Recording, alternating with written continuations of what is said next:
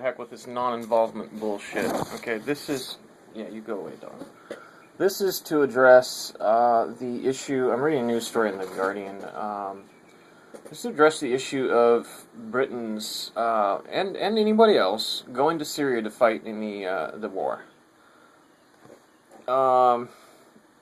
I want to address this video to the people who are actually thinking about it. So if your child is thinking about it, if your friend or loved one or someone you know is thinking about it, please have them watch this video. So I want to address them directly. First of all, I absolutely understand your position. Pardon me while I get some light on the subject. I absolutely understand your position, your situation. However, I want you to consider one thing, please. Just consider one thing. Again, let me first stress this. Again, I understand your situation. I understand your thoughts. I understand your feelings on this matter.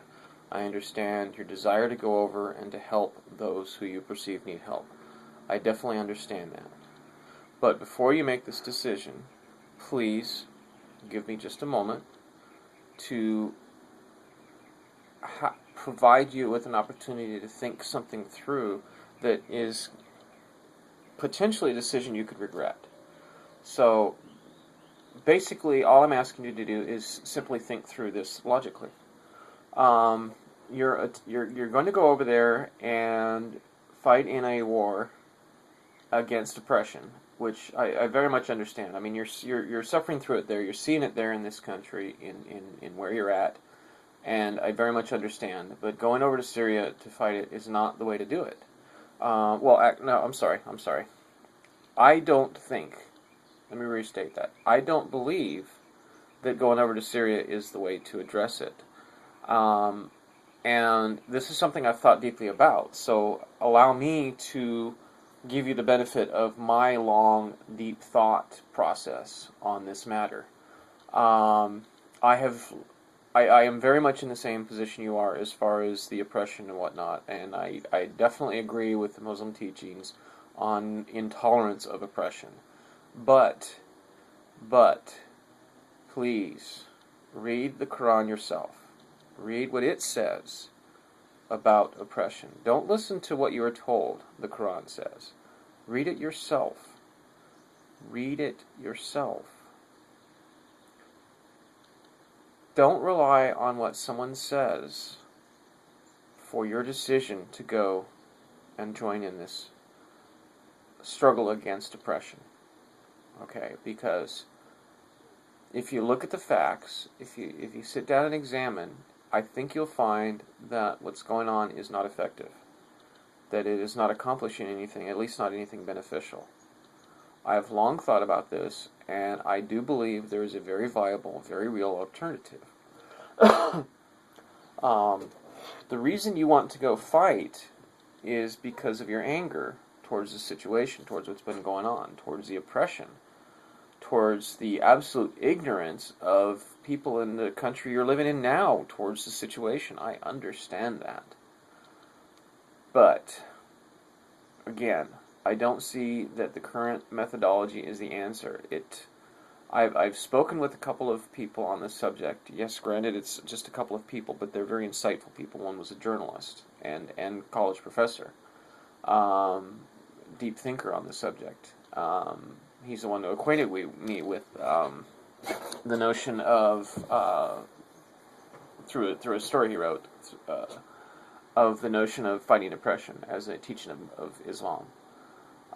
Very noble. I very much understand and appreciate it. But fighting oppression by taking up a gun is not fighting oppression. It's expression of anger, it's expression of frustration, it's expression of resentment. It's another adverse emotional response to an adverse emotional response to a situation.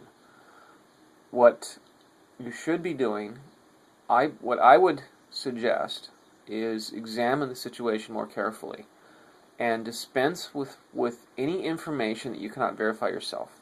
Okay? So, if you want to go to Syria, for example, what I would suggest is go on a fact-finding mission. Get together with the cleric or imam or whatever authoritative person is at your mosque or at your place of worship, or in your home, or with your friends, and see if somebody can help put together a fact-finding mission that they can go and actually go on the ground and verify what you understand is going on, what you think is going on, what you've been told is going on. Go actually find out.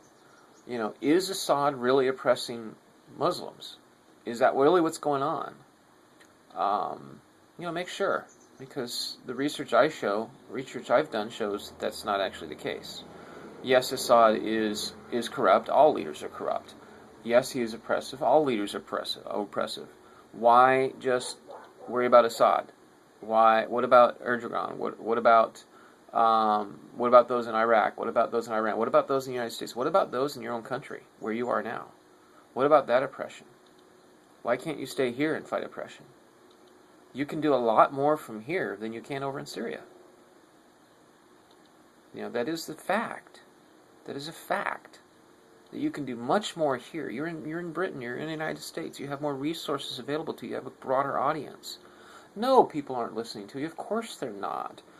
But there's a reason for that. And find that reason. I could offer some insight, but I think it's best if you just figure this out on your own. If you are dedicated to the idea of sacrificing yourself to end this oppression because you're frustrated with life, I certainly understand that as well. If that's what your intent is, then I would suggest that there's a much nobler way to do this. And let me acquaint you with one thing. When you think of the name Muhammad, you think of the Prophet Muhammad, and he is still influencing you, right? His words still influence you. He's essentially alive. His ideas are still alive. Okay, what about who is the person that led the attack on the USS Cole? What's his name? Is he still influencing you? Not directly, not by name. He's not remembered. His action is remembered. He's not. Muhammad is remembered, and his actions are remembered. Wouldn't you rather have that? Wouldn't you rather be remembered? Wouldn't you rather continue to influence the process long after you've sacrificed yourself? If you are dedicated to sacrificing yourself, which I'm not convinced is necessary. So, would you rather be remembered for your action or for your action and who you are? How could you do that? What are some ways you could be remembered for your action? Think of a man named Mahatma Gandhi from India. He sacrificed a great deal, endured a great deal of pain, so that he could visualize, so he could show people, so he could demonstrate to people what the suffering was all about. He manifested the suffering his people were going through physically in himself. He sacrificed his health and well-being, his happiness, his freedom from suffering, to demonstrate on behalf of his people what was going on. And I think that if 10 of you, if for example, if 10 British Syrian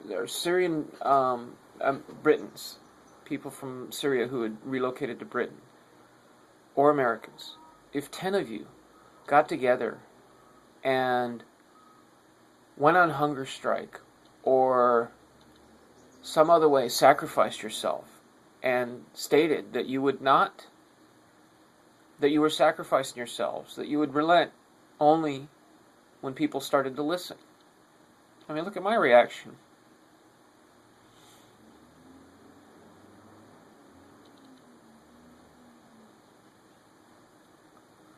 You don't have to sacrifice your life. There's a lot more you could do.